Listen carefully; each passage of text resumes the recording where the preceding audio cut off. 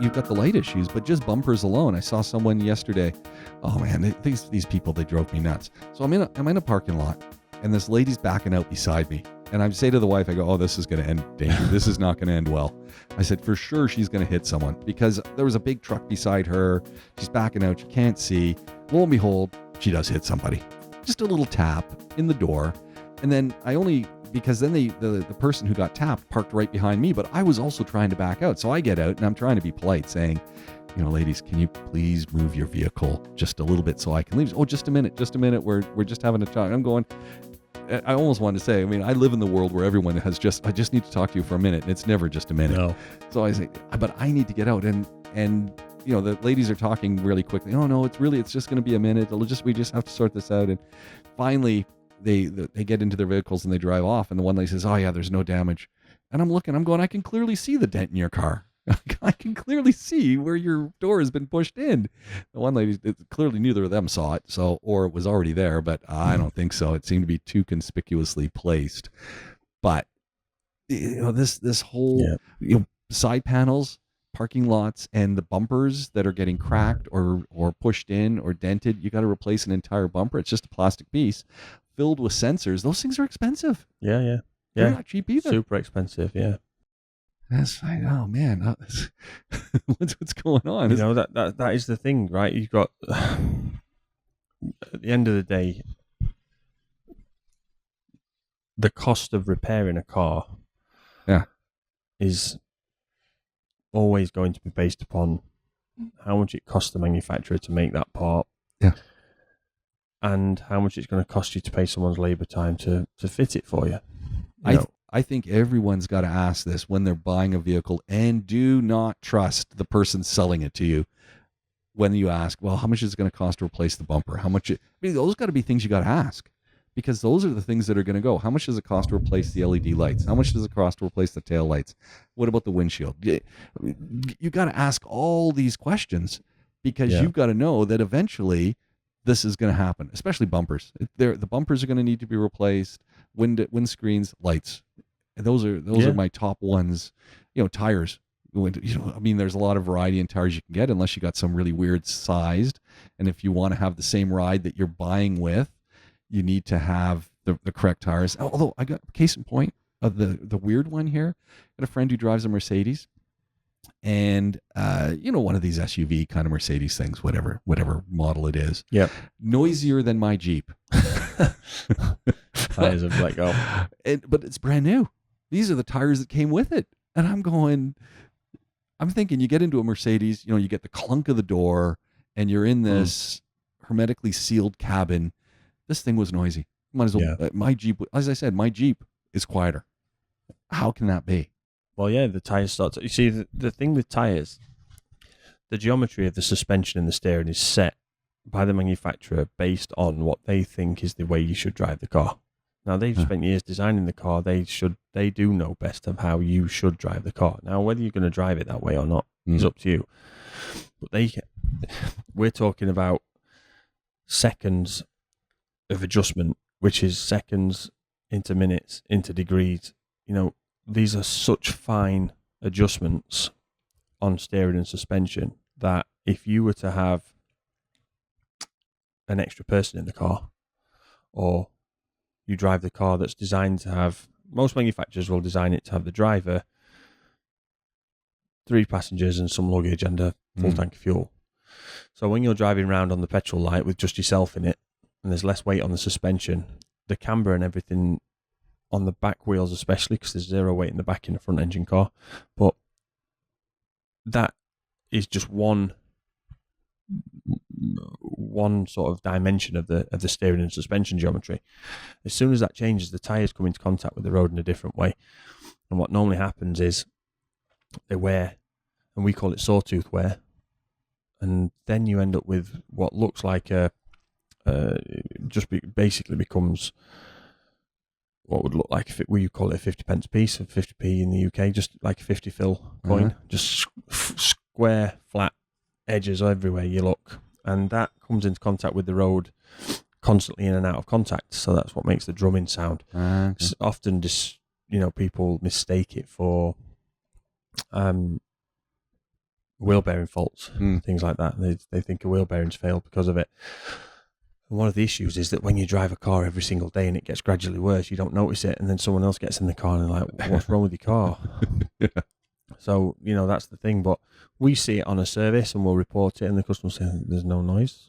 My tyres are fine. And they don't fix it. But the ones that do get in the car, and it's like driving a completely different car for them again. Yeah. So there's a lot to be said. It's something that we like to show customers when we find it. But it's important to explain it to someone. Because let's say, for example, you drive that Mercedes and it's set out for 4 people, luggage and fuel, full tank, and they're driving it on their own all day, every day, Sharjah and back from here. That's probably going to have Michelin or Continental tyres on it. They're probably going to be up to getting on towards 1,500-1,600 dirhams each. I want to pay that for all 4. Yeah. So as you know, so if we're changing 2 tyres after 10,000-15,000 kilometers because of the way it's being driven, there's nothing we can do to stop that. So we tell the customer, we have to explain to them why it's happening, because when we put new tyres on, it comes back again and we tell them it needs new tyres the next service. Yeah. What you're supposed to do. So it is a common issue on more modern vehicles because of how they're set up to be as fuel efficient as possible whilst maintaining the integrity of the car as much as they can. So that's a very, very fine balance, and it's done in the manufacturer through their research, through their development, and then they set them in the factory, and then we get them and absolutely wreck them because we don't drive them how they're supposed to be. So, that's just one of those things. And it's just how it is. You wouldn't necessarily, unless you were a racing driver, you wouldn't necessarily notice the car driving any better with the right amount of people in it and weight in it. You would think it drives exactly the same, potentially, because we're not racing drivers, all of us, and we don't notice these differences, but they're noticeable. And one of the things is tyre wear, and that causes these noises all the time. Interesting comment that came into the YouTube channel. And by the way, if you're listening to us, however you are listening to us, thank you very much. If you want to catch us on the James Casts on YouTube, please do. If you want to catch us on the James Casts on Spotify, please do. You can go back and listen to all of our episodes. They are there, and there are hundreds of them. As well as you're listening on 100.3, keep listening. we do recycle some of our content, and you get to hear that again and again as well. So great comment that came into YouTube. And we were talking about tires, and we were talking about electric cars and the weight differential, how that increases tire wear. And this person said, not only do we have to think about the cars, we have to think about the roads and the bridges and where these vehicles are traveling, because now we've got increased weight that wasn't necessarily planned or engineered into the use of these areas. And this might increase the wear and tear because of that. I thought, okay, well, that's an interesting thing. I don't know if we need to be as worried given the number of trucks that drive on things, but maybe roads haven't been designed for trucks either. So that opens up that question. Yeah, one of the things that's really interesting when it comes down to like a road surface and the use of it is the way that they're made now. Like road surfaces aren't all the same as they were 20 years ago. A lot of them try and use recycled materials. A lot of them have old tire rubber in them. Yeah. And then particularly where we are, like we've all driven on a highway, which has clearly had at some point the tarmac's gotten hot and the truck's driven over it and torn the tarmac. And you get that horrible washboard issue. That does happen. There's a spot right by the fruit and veg market. No matter how they fix it, it keeps happening. Yeah. So it's obviously just a real sun trap, and the trucks that are getting on and off for the industrial area, right? So they just pull it apart. But it's weird criticizing or thinking about criticizing roads here when I come from the UK, where the roads are a joke. Montreal, obviously we have the issue with sand and salt, because of the freezing in the winter. But come on. Yeah. Come on. And there's the cost. So say, for example, you drive a car in the UK over a pothole and damage your tyre. and you have to go and pay a bill for a new tyre, or damage your suspension, or damage your rim, or whatever it is. If you go back and take a picture of that pothole, there are websites for each local council where you can report it and put a claim in against them for it, and they'll pay nice. out on it. Okay. But if you get back to it and it's got spray paint around it, it means the council are aware of it and they're in the process of fixing it, even if it's not fixed. Okay. So you can't claim for it. But it must cost them more money in spray paint and car claims than it would to fix the road. And the team that goes out to survey it, take pictures of it, log it, spray paint it. Yeah. Oh. Interesting one this morning. Coming into Alco's, and I'm coming from Silicon Oasis.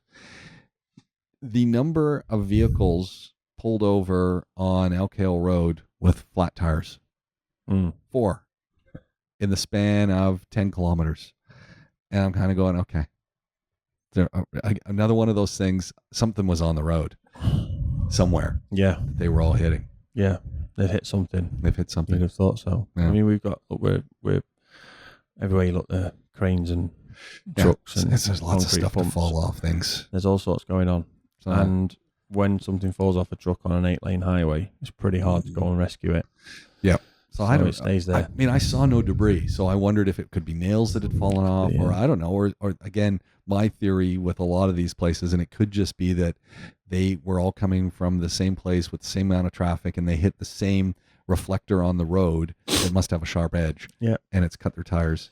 Yeah. Because they're 4 within a 10-kilometer thing pulled over. It's just there's too many. Yeah. Yeah. I mean, we've also got the effect of lower temperatures now, which is a big deal, because it's 10 degrees cooler in the morning now than it was 4 weeks ago. Yeah. And the temperature has a massive, massive impact on pressure. So if your tyres are slightly low on pressure, because you've definitely not checked the pressure during the summer because it's way too hot, you can't be doing that. And you also, it's so warm, you're going to get brake dust on your fingers. You can't do that. So you've not checked them, and they're probably 2 or 3 psi lower than they should be anyway, and then it's cooler than it was. So you notice that now. Any kind of low pressure situation on a tire, you go over a pothole or something in the road that's a deviation in the surface, and it is more likely to pop the tire off the rim sufficiently to let all the air out of it. It doesn't even have to be a puncture. Or sort of opposite of that is you haven't checked them all summer, but you decided to check them this weekend because it was cool enough and you thought it's been a while, and your valve's dry. The seal on the Schrader valve's dry. So when you've utilised it, you've filled the air, put the cap back on, but it's slowly leaking out because now the valve leaks. Yeah. That is a genuine issue this sort of time of year, is when it starts. I mean, I took my daughter to swimming training this morning at, what was it, like 6:30. Said it was 28 degrees. Happy days. I was walking this morning. It was beautiful. Nice, beautiful. Right? So it's a big drop in the last 3-4 weeks, and it does play havoc with tires, and that's why. So the message is, go and check your tire pressure, please. Make sure your tire pressures are right, because you don't have to get something in the tire to let the air out of it. If you got a soft tire and you go over something, it can do enough deformation of the tire in that instant to let more air out of the bead. And when the tire is going to fail you? It's going to fail you doing the school run. It's going to fail you heading to work when you've got to be there at a meeting. It's going to fail you when you're in the 5th lane on the highway and you're hitting traffic. That's when it's going to happen. And then your night, your day, your morning is going to be ruined. So do some preventative maintenance. Check your tire pressure. Definitely. Interesting one. Here's a question for you. Waze, Google Maps, which one do you use? Always been Google Maps. Always Google Maps. Yeah, I mean, a lot of people that have Waze converts, but I mean, my wife, who's strictly Apple, even uses the Google Maps app on her phone.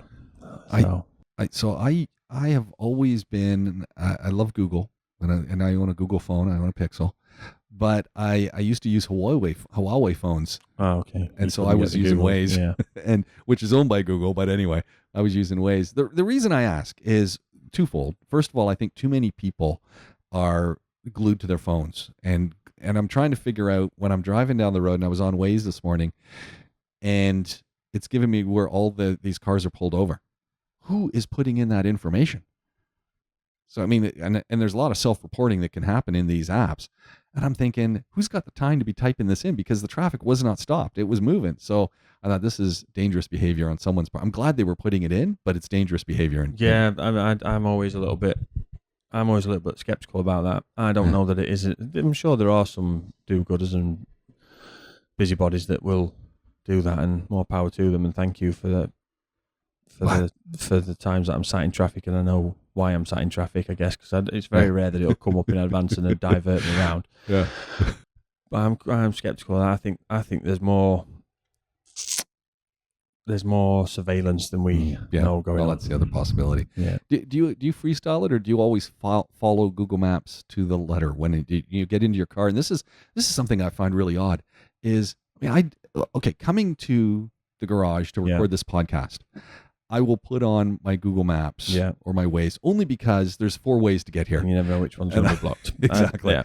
But typically, if I'm going, to Privily, I'm a big Privilier, and if you don't know what Privily is, check it out. But essentially, it's the opportunity to go and use pools and beaches at hotels.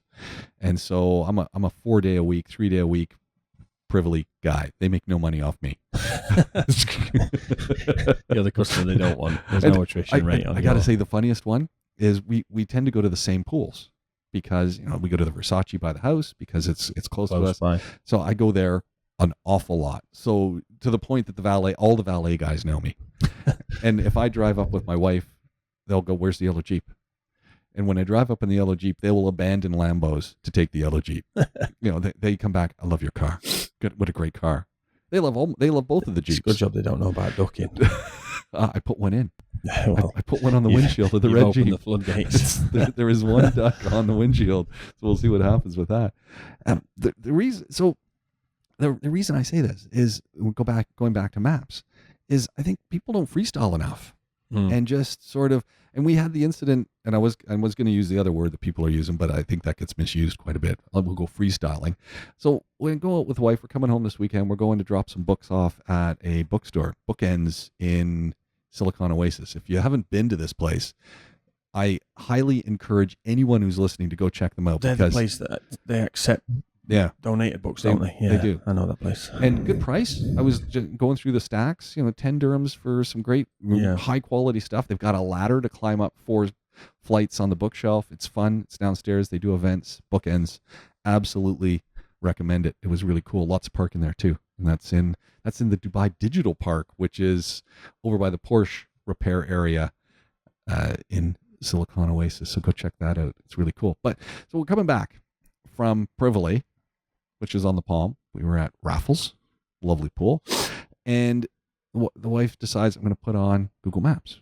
So we're going with Google Maps. I kind of freestyled a little bit, but then there's a second problem. So we're going. The map is giving us the directions. It's telling us where to go, and I'm going, really, that seems like a stupid way to go. I think it's better to go this way. But then the husband-wife thing clicks in.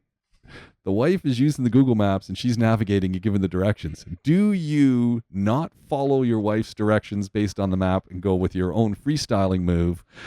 Or do you at all costs follow the wife? Depends how suicidal you are. I always follow the wife. Definitely. Even when I know that I'm going to regret this. And this particular move of following the wife cost me 15-kilometer turnaround because she said, no, you got to go there. And I said, are you sure? Really? Because I'm looking at the turn. And I'm knowing I need to go straight. Yeah. And then I'm going to curve off and I'm in there. I know. Yeah. But she said, no, you got to go here. And there's no way I can now go there because it's way too far and I got to go across 4 lanes and there's no chance. Yeah. So it was like a 15-kilometer turnaround. Yeah. I mean, that's my main use of Google Maps is if I've got to go somewhere on a deadline. So for a specific time.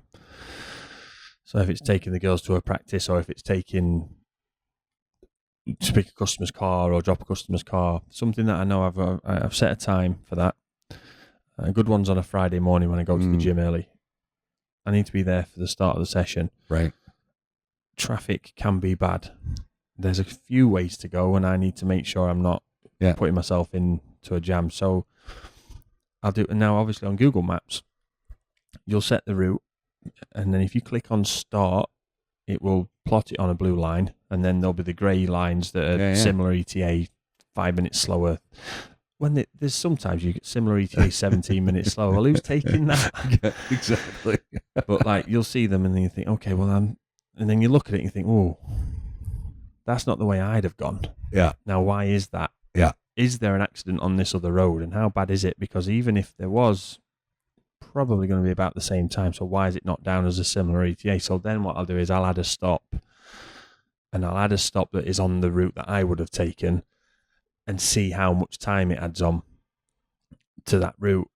And sometimes, like you say, you think, why didn't you just tell me that way the first time? Yeah, exactly. You know, I have to check, I've selected no tolls, no motorways, avoid ferries or whatever you have to choose. I sometimes wonder, just like the amount of surveillance that goes into making these work, if it isn't possible to pay to get people to go a specific way, because I want them to go by my signs, I want them to go by my buildings, I want them to go by my restaurant. It's a good conspiracy, that. And also something like toll roads. Oh, yeah. I want them. You've got the option to avoid tolls. Yeah. But because obviously I remember the old sat-nav systems, like the old Garmin's that you used to have to plug into the cigarette lighter and then you'd stick on the big sticky pad on the windscreen, and you'd have to wait for it to triangulate on the satellites and stuff, and then it'd work. On those, I remember you used to choose shortest route, most economical route. Then there was one where it was obviously avoid tolls, avoid motorways, green route, scenic route. You don't really get that sort of choice now. Does anyone still use a Garmin? I bet they do. I mean, I know they still use them for marine stuff, but I bet they do. Cars, I bet they do. But you know, most things have changed now. I don't know. I mean, toll roads ones have always been one to make me think. Because so from my house to here in Alcoos, there's Sheikh Zayed Road, which has 2 toll gates on it. So that's going to cost me 8 dirhams if I go that way.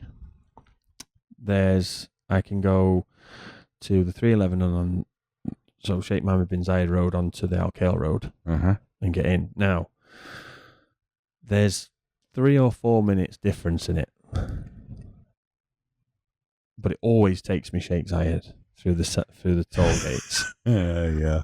And if I get stuck on Sheikh Zayed, I'm stuck on Sheikh Zayed. That can be, you know, the direction I come in from about 12 o'clock, once the schools and nurseries start to kick out, till 6:37 is solid. The Sharjah northbound direction is always solid on the stretch that between sort of the marina and pretty much Trade Centre roundabout, right? Okay. Pretty much the whole thing is a car park. Yeah. But in the morning, it will always take me. And I've been stuck in traffic on there and thought, you know, this is more of a risk. Now, going the other way means I'm on Marabia Street, which is shocking. You know, and the chances of going in there and being rear-ended are 99 out of 100.